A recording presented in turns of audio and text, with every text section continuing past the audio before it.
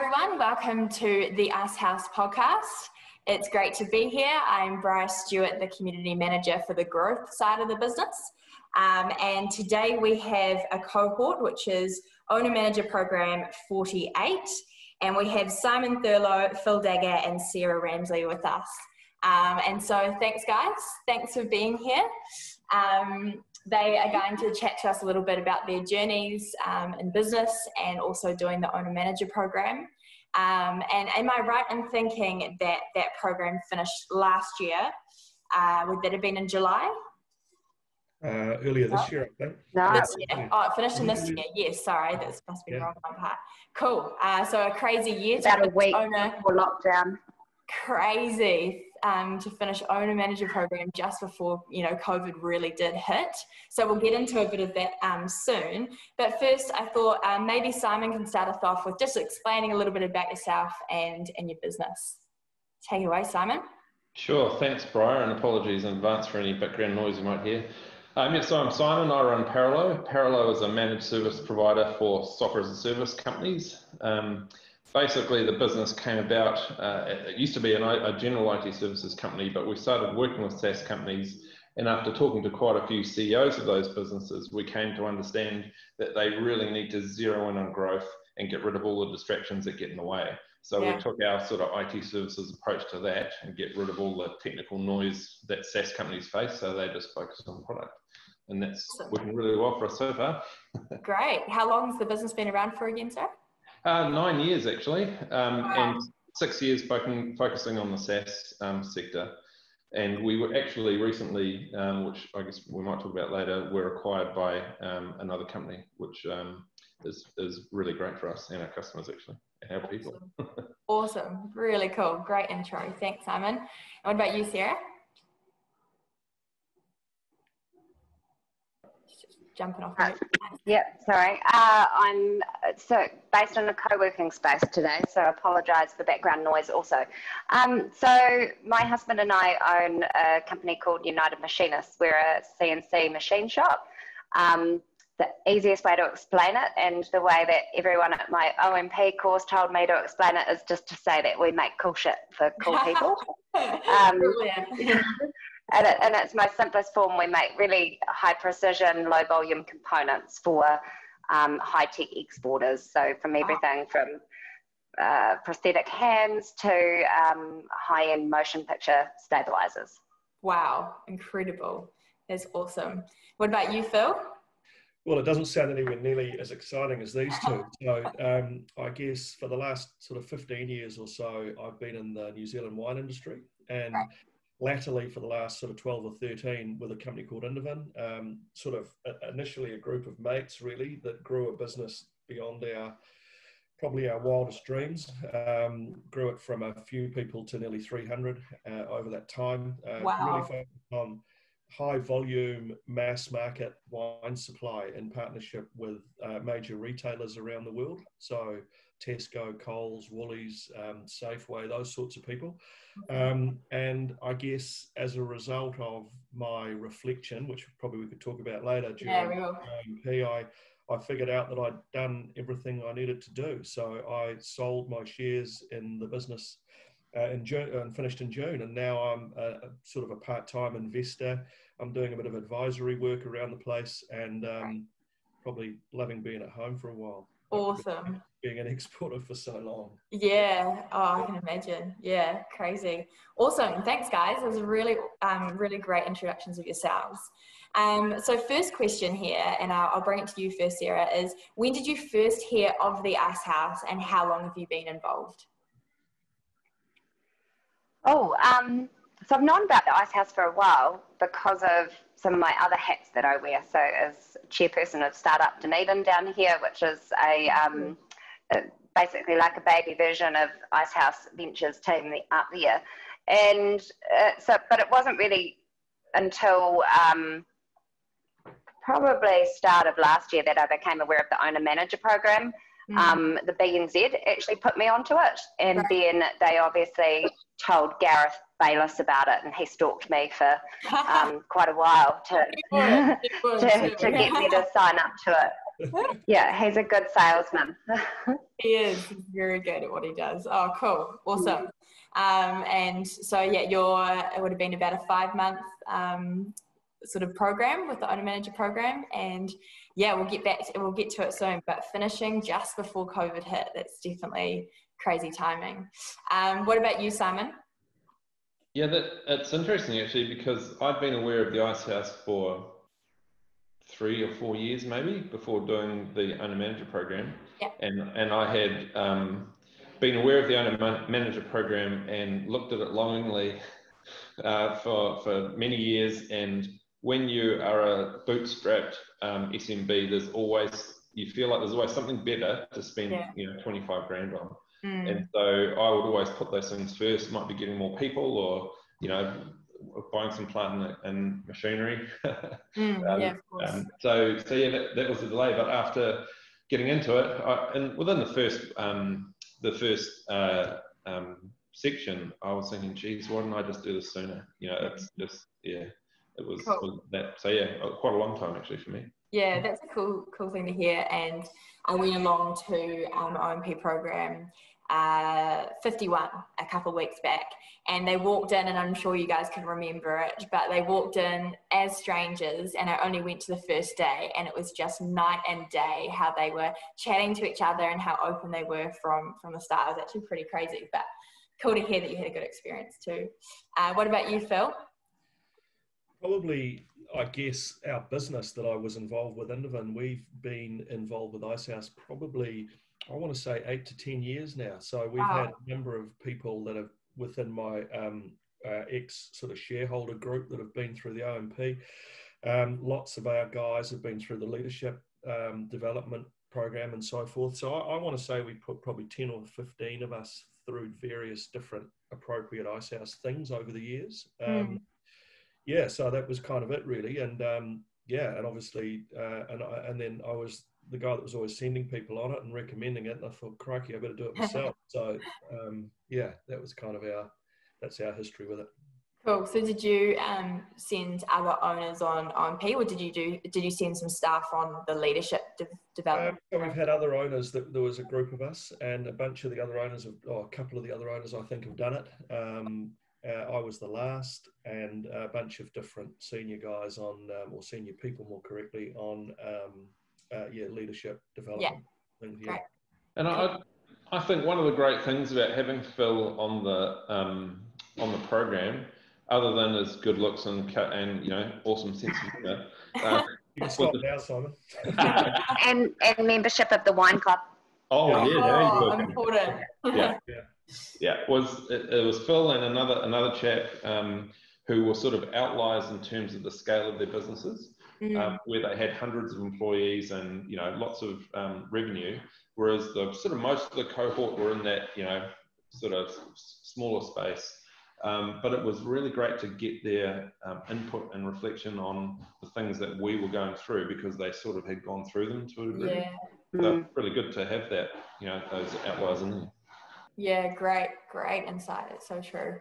Yeah, it's cool. Awesome. Cool bunch of people here with a mix of experience. And I think that's another thing is, man, so many different industries coming together, but so many of the same challenges and things along the way. So cool to see people working together, which is cool. So maybe if you could sum up your OMP experience in 1 or 2 sentences. Phill? Oh gosh, wow. Okay, so for me, I would say totally unexpected. I thought I'd go there to learn some stuff, and that was kind of it.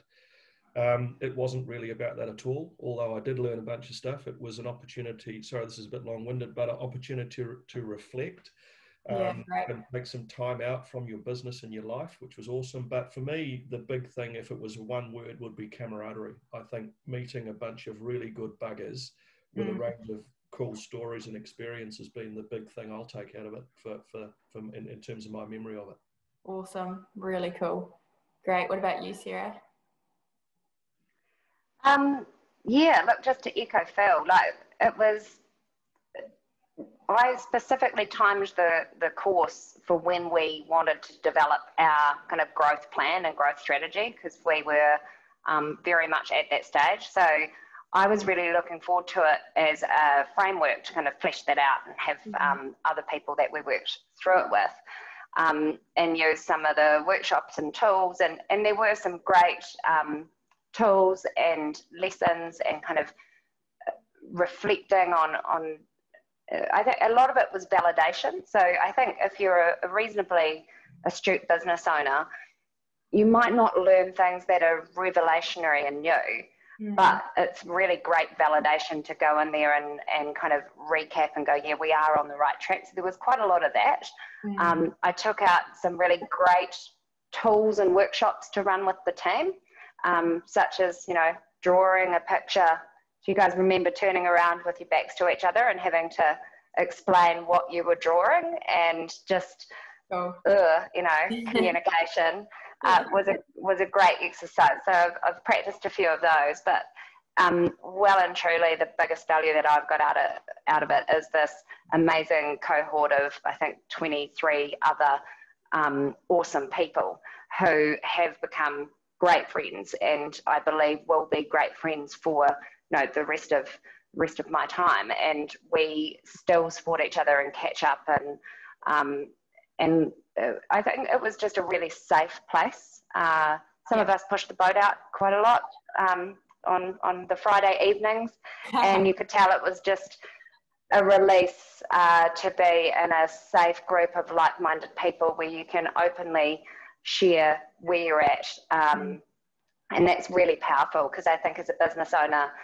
it's incredibly isolating, and you have a tendency to talk too much shop and you see people's eyes glaze over. There was no glazing over in OMP48, and it was, you know, really, really huge support, especially going into COVID.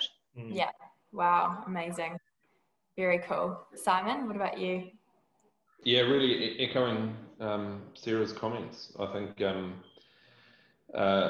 I never had a boring conversation, and you know, like there was a walking group that Phill and I were pretty much doing most of the time. So it was about 6 or 6:30 a.m. that you would start talking about business with other people, and then it wouldn't end until, you know, you went to bed, which could be pretty close to when you get up to go for a walk. So that's 6 or 6:30 a.m. Yeah. And that was so powerful. And I think if I summed it up in a sort of just a few words, it's sort of like the eradication of imposter syndrome, because we realised that no one's got everything sorted. You know, we're all just working it out as we go along. And you know, it's I think it was really great to see the courage in the people in the room doing what they're doing, and you know, some are doing well and some are really struggling and some are in the middle, but to Sarah's point, to be able to entirely let your guard down, be confident that it's, you know, it's only going to stay within the group, and the point of being open is that they can help you. Is just a fabulous experience. So absolutely the people side of it was the highlight for me. Certainly the all of the contents, there was some fabulous nuggets in there, especially the stories from other alumni coming in and sharing their journeys. And I think that the result of all that was just to round out, you know, make more wholesome, I guess, that sort of knowledge that is helpful when growing a business. But yeah, the people side of it was the absolute benefit, I think. So great. It sounds like you guys are a very close cohort of people, which, you know, coming together and supporting each other. And I'm sure there were points, especially when COVID hit, that you guys made sure you're in each other's world, which was cool. So since doing the OMP program, what changes did you implement into your business or lifestyle since? And I might start with Phill on this one. Any changes that you've implemented from the OMP program? Well, yeah, I'm now unemployed in a good way. So look, it was the most bizarre thing, because I kind of went there with a slight sense of unease about what I was doing, not in a negative way, but I sort of thought, geez, am I done with this mission that I've been on? And I couldn't kind of figure that out. And the first morning of the first day, David Irving stood up and did a talk about his life and what what journey he'd been on. And it was almost as if he had been watching me for 10 years and had written it about me. And it was like, holy hell, this is pretty cool. And it was almost at that point that I knew I had to make a big change. And then I went through the next 5 months of with support of my mates that I had made making that change, which was amazing, right? So, I mean, major changes for me, I think the context of work as part of your life has changed enormously, and I won't give away the Icehouse IP, but that, it talks about that quite a lot. Yeah, great. And I think for me, the well-being, I think as a business owner, redlined for a long time, and I think you all do as a business owner, and I think the impact that it has on your life is incremental. And for me, having that opportunity to step away and make some well-being changes and so forth as well, which we talked about in a lot at Icehouse, has been bloody great, frankly. And it creeps up on you, that stuff, right? Awesome.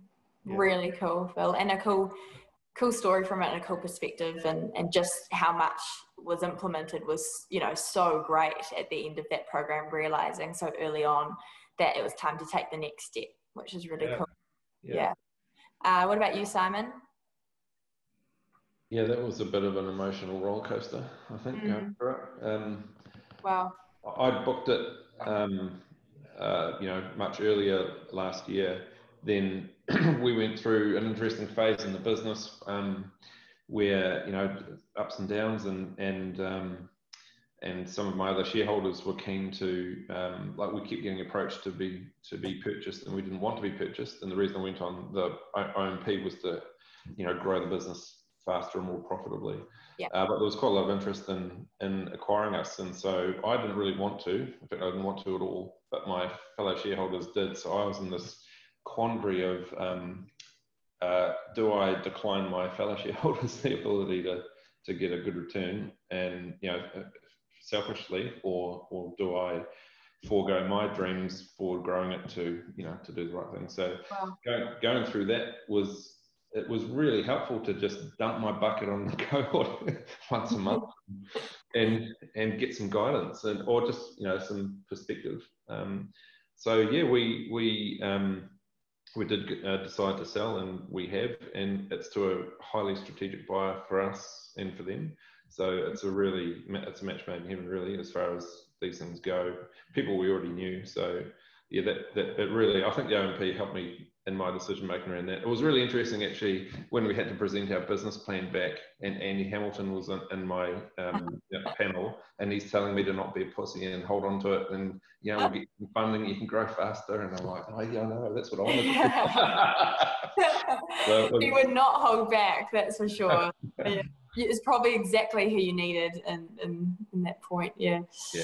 So, cool. Awesome, Symon, really cool to hear. What about you, Sarah? I'm probably twofold. So on one hand, very similar to Phill, the wellness and resilience piece was really well received. I think it was quite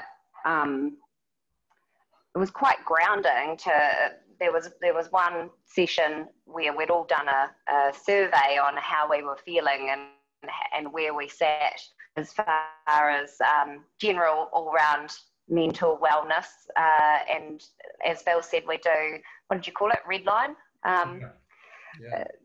We do all kind of, we're breathing through our eyelids, like there's not much capacity left. And everybody just opened up and talked about how really, we are tired, and it is hard to find time to exercise and time to take time out, and everybody's really pretty stressed and pretty anxious. And so I think that was really comforting for most of the people in the room, that we're not all superhuman, and it's fine to not be superhuman, and there are some really simple things that we can do to make sure that we're okay. And it's not just about being resilient so that you can perform on a daily basis, but so that you can be a good mum and a good dad and a good wife, and actually contributing member of your community, and how important that is, and also how important it is for your team. So I've taken a lot of that to heart, and probably had way better work-life balance as a result of it, which has had a flow-on effect to work. And I think, from what has changed at United, heaps, I've implemented heaps, and still am. Phill and Symon and myself and a few of us caught up last week, and I've already had a couple of things emailed through from one of the guys from the course that I'm going to roll out with the team. So I think it's not just during the course, it's ongoing. Yeah. And have Andy Hamilton on board as our advisor for the next 12 months as well, in kind of a board advisory position. Awesome. Great. Some really cool changes and implementation happening, which is so cool to see. Great. So as we've discussed, you completed the program just before COVID hit New Zealand. How did you pivot during the changes that 2020 has brought? So COVID hits, you learned all these great things, and you're like, okay, well, how much can we bring, into this new world, I guess, or new normal, as people have been saying. How did you guys have to pivot? Symon, do you want to start on that one? Yeah, sure. I think our business has not been terribly impacted by COVID, and it's sort of 10% by design and 90% by luck. So the industry that we fundamentally serve is online, is software as a service companies, and so they're don't have bricks and mortar stores, they don't have planes and trucks, so that they haven't been terribly impacted. Also, we run critical infrastructure, so we're not the first on the list to for cost cutting. Saying that, we did have to scale down for a few customers and help them out, but I remember when it was all happening, with cash conservation in mind, we pulled every lever we could early, other than staff, and preparing to hunker down, but found that in the end we didn't need to so much. So we're a bit of an outlier there. It's good to hear though. Really cool. Was it hard to was it easy enough to have your staff working from home, or were there any challenges there, or were you guys well set up for that? Yeah, we're a technology company, so we're sort of sorted. I say we all work remotely in the same office. Brilliant. So I'm a firm believer in office, and we invest a fair bit now, because I think that the knowledge sharing, culture transfer, and so on by osmosis, just by being in the same room, is intangible but highly valuable. So I did miss that for sure. But technically and so on, we could continue to work remotely. We service all our customers remotely pretty much. Great. Awesome. Really cool to hear. And even some of the other podcasts I've done, that has been people's answers that, they kind of thought, oh, this is going to really affect us. And it actually didn't end up being as bad as they thought. Others really did. And they had to come up with new strategies and game plans. So what about you, Sarah? Any changes for you guys or pivoting? Well, COVID was reasonably catastrophic for a manufacturing facility. You can't run machines and load them and make stuff when you're shut down. So it was quite a massive pivot actually across all aspects of the business. We did quickly win a couple of contracts in the medtech space. So use some of those connections. We ended up working on a ventilator and a respirator hood, which was great, and it just kind of kept morale going. And I suppose our main pivot was we were in the middle of a $2.3 million expansion, which we onboarded in June and July. During March, we had our building roof turned up, so we had no roof on the building, and our first machine turned up, and both were stuck at separate ports. So it was chaotic, and then one of our main clients cancelled all orders with no forecast of when that would be coming back online. And orders literally went from getting 5 or 6 purchase orders a day to, I think we got 3 purchase orders over the entire 6-week lockdown. Wow. So it was massive.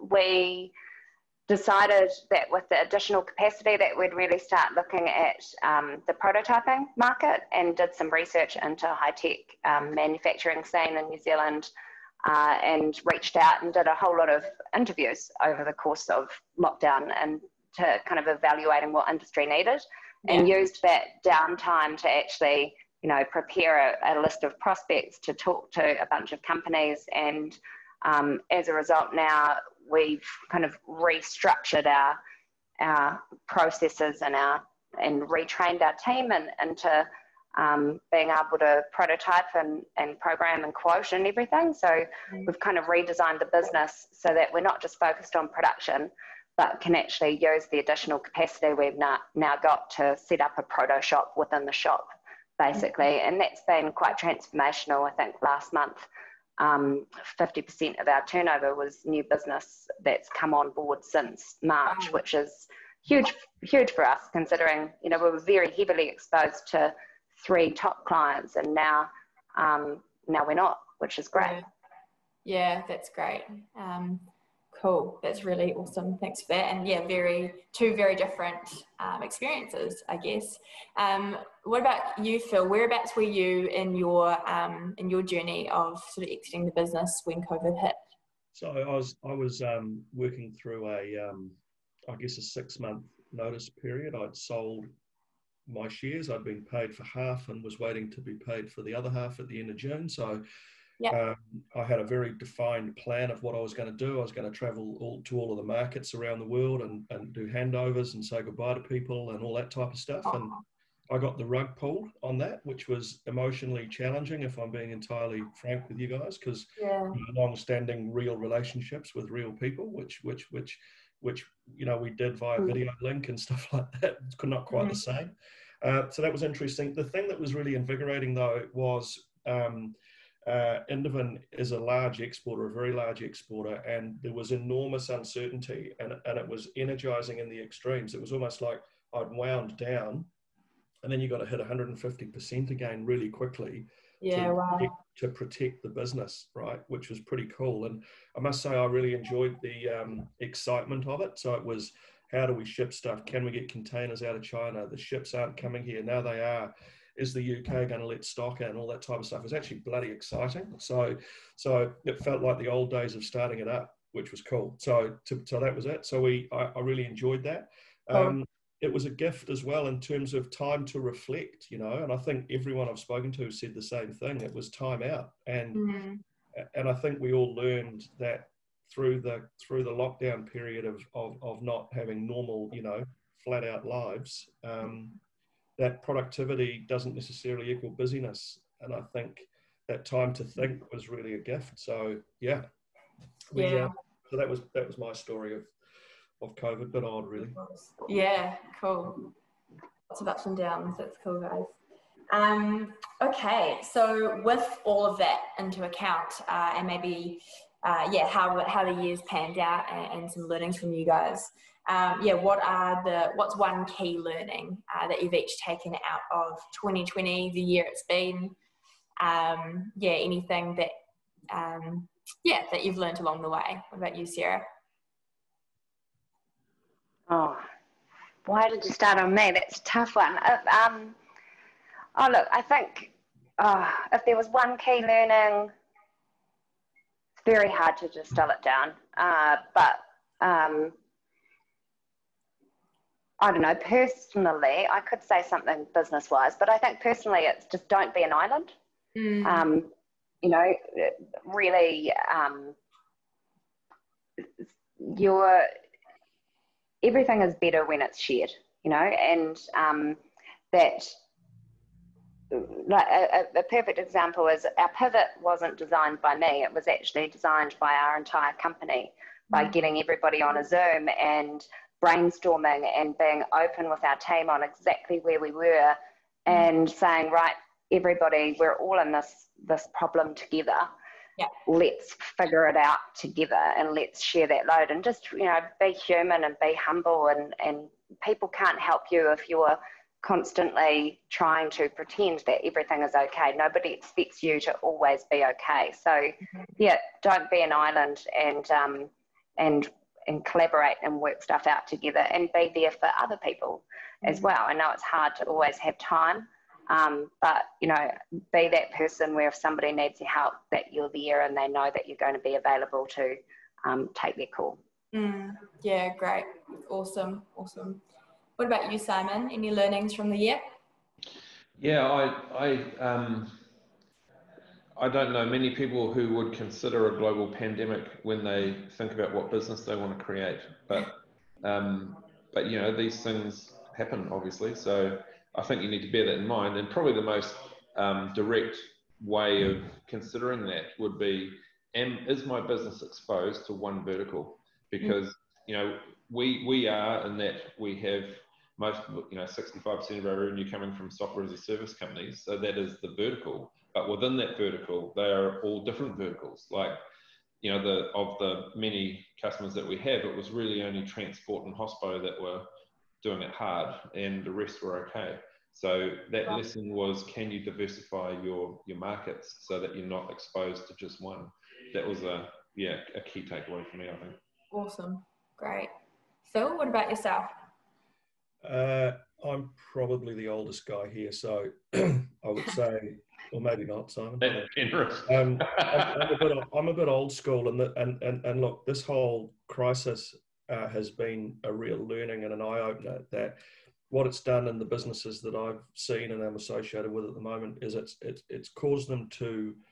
The crisis has caused them to focus back on the basics, and the outcome of doing so is really powerful and positive. And it's really interesting that when we've got a tailwind and we're growing and things are good and there's no crisis on the horizon, we kind of get lazy around doing the basics really, really well. And, you know, I'm seeing these businesses that I've been involved with that have done that well. And so they haven't, so the learning is use a crisis for good is kind of would be the positive. And because they've done that, now that they're coming out the other side, the platform that they've built to grow on is far stronger, and they're getting far more leverage from it than they did or would have previously done. So I think for me, it's kind of right back to those basics.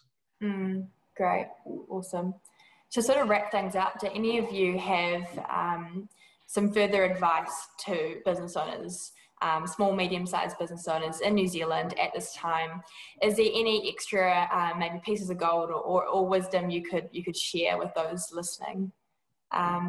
Anyone jump in? Sorry, Simon, you go, mate. No, you go, Phil. I was going to say that the one thing I've sort of been astounded by is how incredibly fast and radically human beings have adapted to stuff. Like all of a sudden you couldn't go to work anymore, so you figured it out and you worked at home, or you changed the direction, but all this stuff, right? So people changed really, really quickly. I live in Auckland, and during the last lockdown, you'd walk outside, it was like the apocalypse. Everybody's wearing a mask, right? Yeah.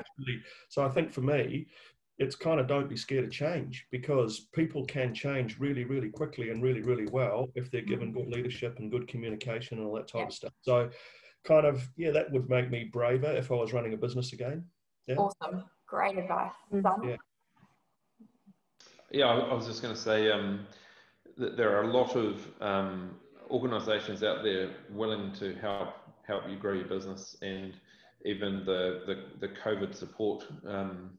You know, there's some things that are funded, like PwC came in and helped us just go over our plans, our financial plans, and strategy to cope with the downturn which we were expecting, and it was great to have some, little business like ours never engaged a company that big, but it was great to get that sort of look over it. I think also just certainly having had first-hand experience of this recently, getting some outside help to give a different perspective on your thinking and what you're doing, and even ways to get information across is extremely valuable.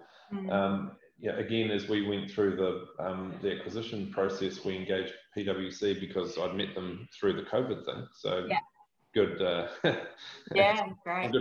Good stuff from them. But that was just so worth it. I think Phil and I were having a chat yesterday about it's sort of a false economy to not just reach out and ask for help. So yeah, absolutely, that's my key takeaway, I guess, would be to don't be shy, and there's so much out there available. You just have to go and look for it and ask. Yeah, cool, awesome, so good. And so I agree with Simon. We got a lot of support from NZTE and Callaghan and the voucher scheme throughout that period.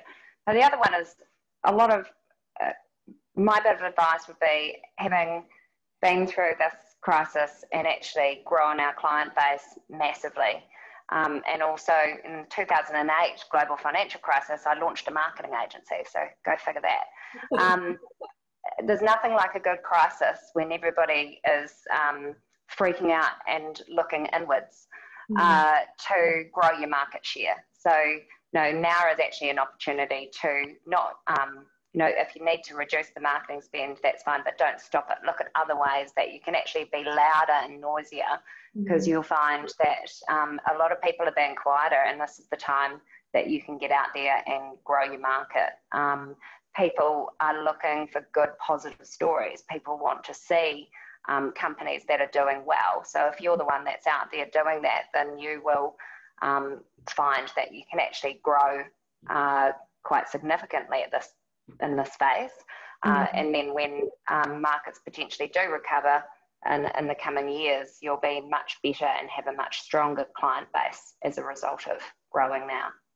Great. Awesome. So much gold from this, guys. Really appreciate your time. And I know people either that are on another cohort that have done programs through the Icehouse or are thinking about it, and maybe a bit like you, Symon, where you stared at it for a few years. Hopefully this will help them sort of make a decision, but also just hear some really cool stories of how other people have handled this time. And so yeah, absolute legends. Thank you, guys. Really appreciate it. Yeah, thanks. Yeah. Nice You're one. welcome. It was a pleasure.